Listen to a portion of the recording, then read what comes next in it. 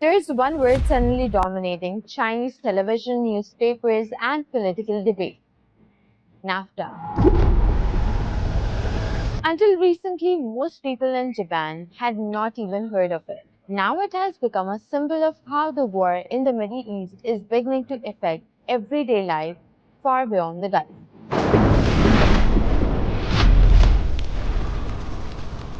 The concern comes as disruption around the Strait of Hormuz continues to squeeze global oil supplies and push up energy prices.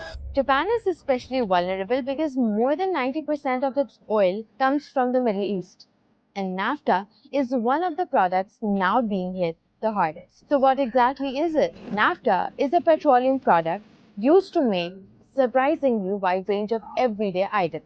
It is used in plastics, food packaging, insulation foam, adhesives, paint, medical equipment like syringes, and even printing ink. In other words, it sits deep inside modern supply chains.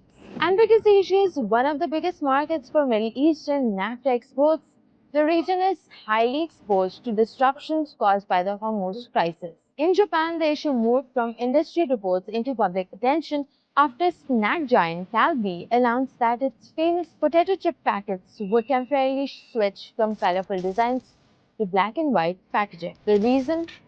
Shortages and rising costs linked to ink production. That announcement appears to have crystallized public anxiety about how deeply the crisis could spread into daily life. Japan's wholesale inflation rose sharply in April, with NAFTA prices surging nearly 80% compared with a year earlier. A new Kyoto News poll found that more than 70% of respondents are now worried about supply disruptions. The government has tried to calm concerns.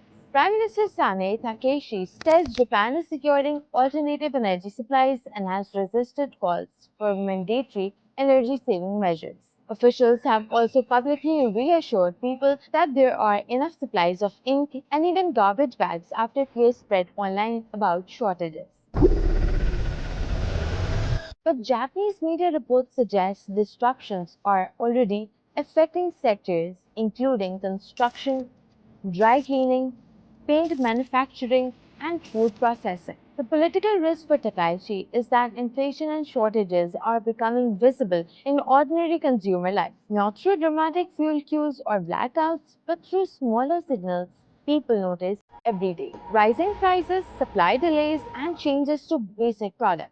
Her approval rating has dipped slightly, although it still remains relatively stronger. More than 70% of respondents in the latest poll said the government should encourage energy conservation measures. But for Japan, the bigger issue is the structural. The country remains deeply dependent on imported Middle Eastern energy at a time when the region has become increasingly unstable. And the NAFTA story shows how geopolitical shocks now travel quickly through global supply chains, sometimes reaching supermarket shelves before they reach financial markets.